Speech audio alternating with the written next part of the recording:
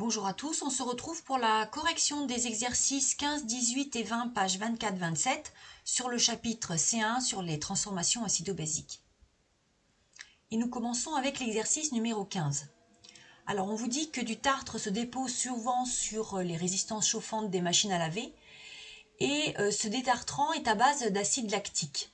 La formule brute de l'acide lactique, on vous la donne ici, C3H6O3. On vous dit que cette molécule contient deux groupes caractéristiques, un groupe hydroxyle porté par un carbone qui est lui-même lié à un autre groupe, le groupe carboxyle.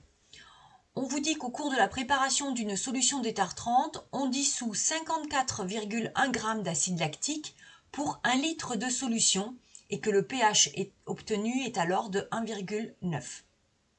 Alors la première question était d'établir la formule semi-développée d'acide lactique. Donc 3 carbones qui se suivent donc forcément. Et puis puisque vous avez un groupe hydroxyle et carboxyle, eh bien on va les lier. Donc ça donne ceci. Et on vous dit, attention, que le groupe donc les groupes carboxyle, c'est celui-ci. Et le groupe hydroxyle, c'est celui-ci. Et on vous dit bien que le groupe hydroxyle est porté par un carbone qui est lui-même lié à un groupe hydroxyle. Donc c'est bien ce carbone-là qui porte le groupe hydroxyle, qui est lui-même lié à ce carbone-là qui porte le groupe carboxyle. Je veux dire ce que ce OH ne pouvait pas être ici, sur ce carbone-là par exemple. Donc voici la formule développée de l'acide lactique. Deuxième question, on vous dit que sachant que le groupe carboxyle de l'acide lactique est responsable de son acidité, alors on vous demande d'écrire l'équation de la réaction entre l'acide lactique et l'eau. S'il est responsable de son acidité, ça veut dire que c'est cet hydrogène-là qui va partir lorsque cet acide va perdre son proton. Donc, les demi-équations vont s'écrire. Ici, donc, l'acide lactique qui donne sa base conjuguée, le lactate, plus un proton. Puisque c'est l'acide qui est le réactif et qu'il réagit avec l'eau, ça veut dire que l'eau est alors la base. Du coup, c'est le couple H3O plus H2O avec H2O, puisque c'est lui le réactif, qui donne H3O+.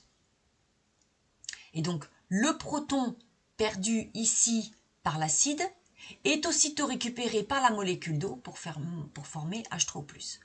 Donc, pour écrire l'équation de la réaction entre l'acide lactique ici et l'eau, eh bien, on fait l'addition membre à membre et on trouve ceci.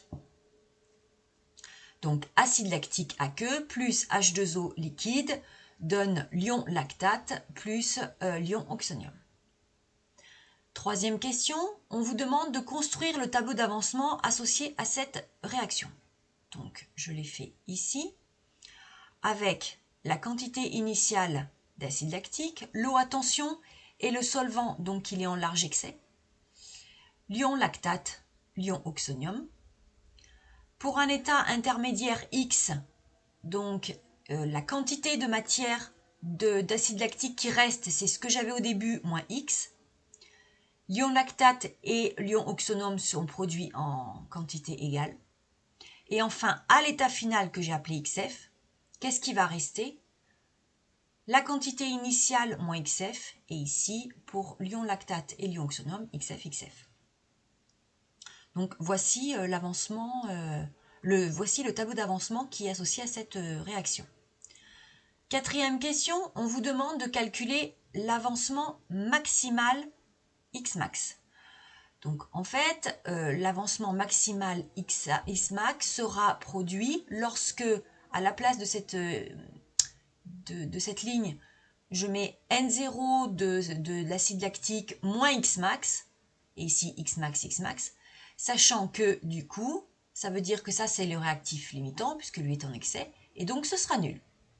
Donc ça veut dire que l'avancement maximal, pour le calculer, ce sera lorsque j'aurai N0 de CH3 de C3 pardon, H6O3 moins Xmax égale à 0.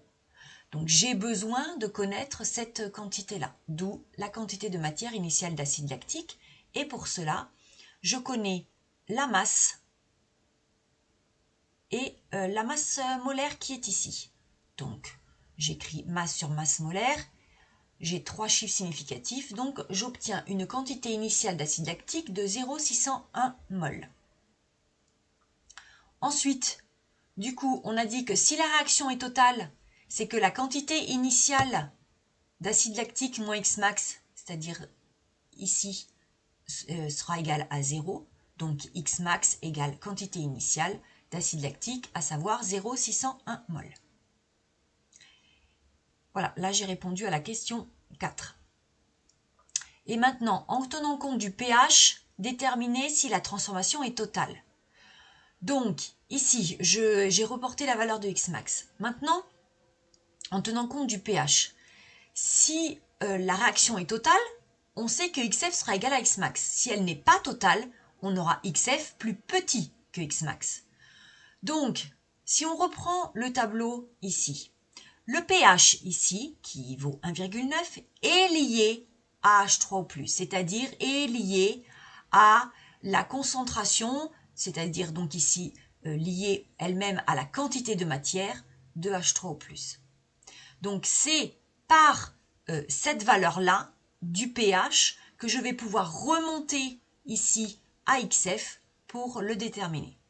Donc on y va. À pH égal à 9, je peux calculer donc la concentration en ion oxonium en utilisant cette expression-là. Donc on trouve 1,3 10 puissance moins 2 mol par litre. Attention, c'est une concentration. Là ici dans ce tableau, vous avez des quantités de matière. Donc on en déduit la quantité de matière Xf ici en H3O+, qui est égale donc concentration égale N divisé par le volume. Xf, c'est ce que l'on recherche, et le volume, on le connaît puisque c'est 1 litre de solution. Donc j'exprime Xf qui est égal à concentration fois V, et on trouve par le calcul Xf égale 1,3 10 puissance moins 2 mol.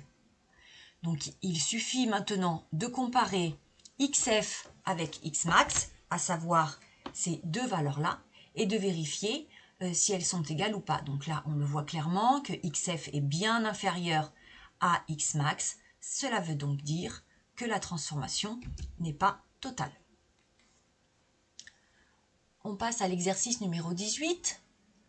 Alors, on vous dit que l'acide chlorhydrique a des propriétés acides et oxydantes. Une solution S est obtenue en mélangeant deux solutions d'acide chlorhydrique différentes dont on vous donne le volume et la concentration pour la première solution S1 et même volume et une autre concentration pour la solution S2. La première question est d'expliciter la différence entre les réactions acide-base et les réactions d'oxydoréduction que vous aviez vues déjà en première.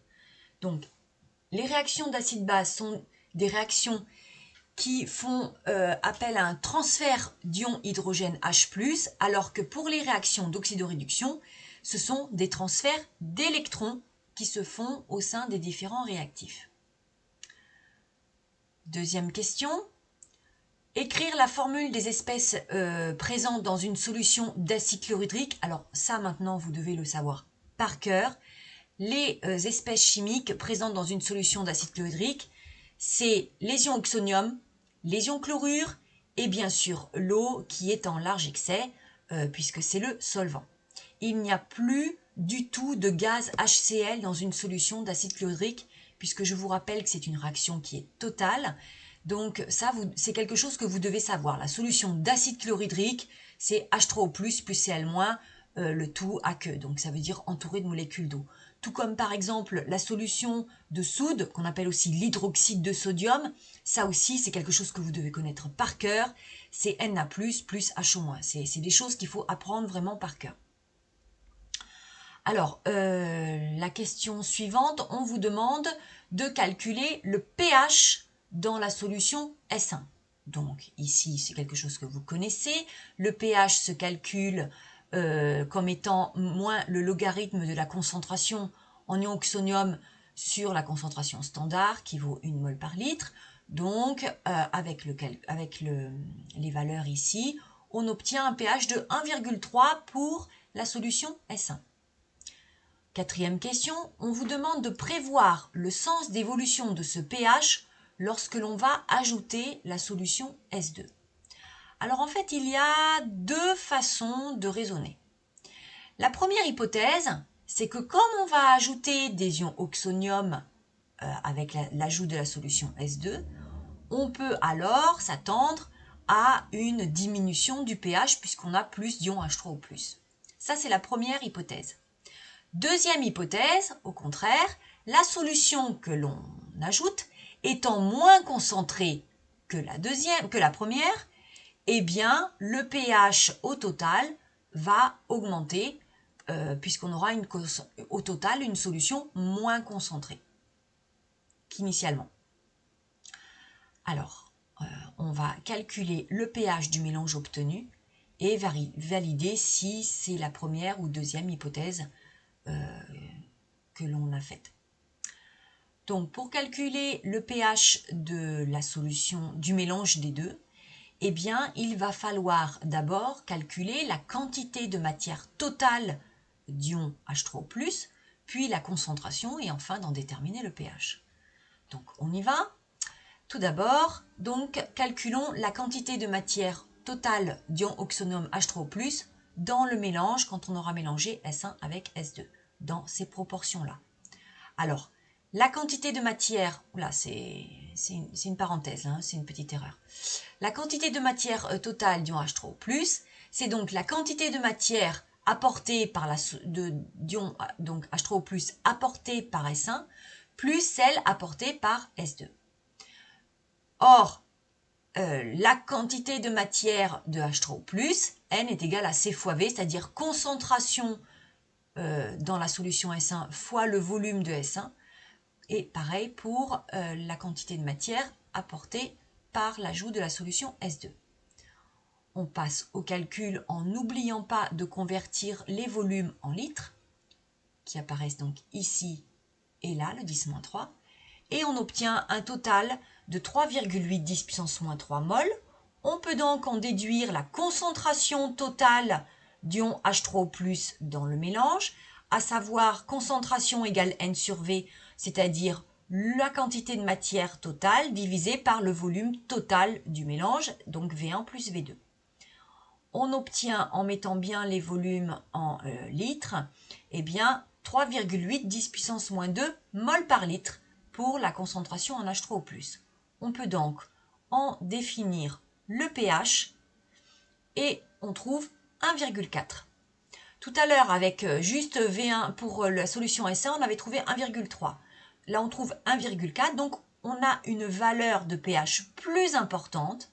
C'est donc que la deuxième hypothèse est validée et non pas la première. Puisque le pH a augmenté, ça veut dire que la concentration est moins importante en ion oxonium. Donc c'est la deuxième hypothèse qui est bien confirmée. Sixième question, question A. On vous dit qu'on ajoute de la poudre de fer à la solution S1 et que l'acide chlorhydrique oxyde le fer. On vous demande d'écrire l'équation de la réaction d'oxydoréduction entre l'acide chlorhydrique et le fer.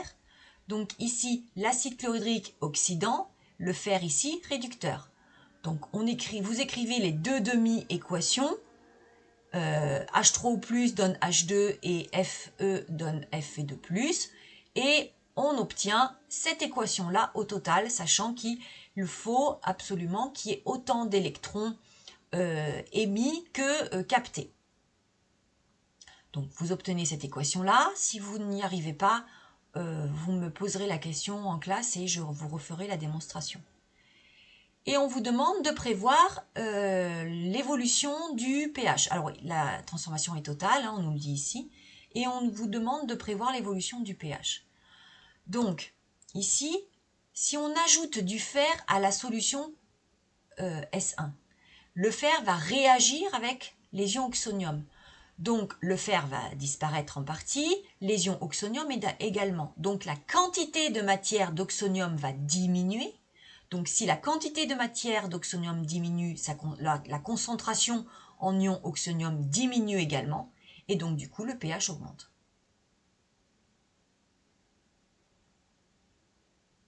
Et on termine avec l'exercice numéro 20. Alors on vous dit qu'on souhaite préparer une solution grand S d'acide chlorhydrique. Pour cela, on introduit 5 litres de chlorure d'hydrogène gazeux dans 1 litre d'eau. Et on néglige la variation du volume de liquide. Expliquez pourquoi l'eau est une espèce amphotère. Alors ça c'est vraiment votre cours. Eh bien l'eau est une espèce amphotère car elle peut se comporter soit comme une base, soit comme un acide. Et on vous demande d'écrire ici l'équation de réaction entre le chlorure d'hydrogène gazeux et l'eau. Donc ça veut dire que les réactifs sont HCl et l'eau. Et donc ici, HCl étant l'acide chlorhydrique, ça veut dire que l'eau est la base. Donc voici comment ça s'écrit. HCl acide du couple HCl-Cl-, H2O base du couple H3O+, H2O. La réaction est totale, donc je la matérialise par cette flèche. Troisième question, calculer la concentration en ion oxonium, donc ici, présent dans la solution S. Donc, pour trouver la concentration, j'ai besoin de savoir, eh bien, quelle quantité de HCl a réagi. Ça, c'est le solvant, donc il est en large excès. Par contre, on s'aperçoit d'après les coefficients stoichiométriques que pour un HCl qui a réagi, j'ai un H3O+ qui est produit. Donc si je connais la quantité initiale de HCl, eh bien je vais pouvoir en déterminer la quantité finale de H3O+ que j'aurai produit. Donc on y va. D'après l'équation de la réaction, donc la quantité de HCl qui a été mise en place, à apporter, c'est égal à la quantité de H3O+ qui est formée. Donc ici, on calcule la quantité de matière de HCl, puisque c'est un gaz, je vous rappelle que c'est le volume du gaz divisé par le volume molaire, selon les conditions de l'expérience. Donc d'après ici les valeurs, eh bien, on obtient avec deux chiffres significatifs 0,21 mol de HCl. Donc on connaît du coup la quantité finale de H3O+ produit, 0,21 mol. On peut donc en déduire la concentration en H3O+, puisque par définition, c'est la quantité de matière divisée par le volume d'eau, donc le volume de la solution. Donc ici, ça fait 0,21 mol par litre. Attention, il ne faut pas additionner ces deux volumes, parce que ceci est un gaz et ceci est un liquide. Et on vous le dit ici, on négligera la variation du volume du liquide. Donc il n'y a que lorsque ce gaz-là est totalement dissous dans l'eau, le volume, c'est le volume de l'eau. Donc ça y est, on a répondu à la troisième question, donc de calculer la concentration en ion oxonium dans la solution S. Ensuite, cette solution S a été diluée 10 fois. Et on vous demande d'en déduire le pH de la solution, donc diluée 10 fois. Donc on y va.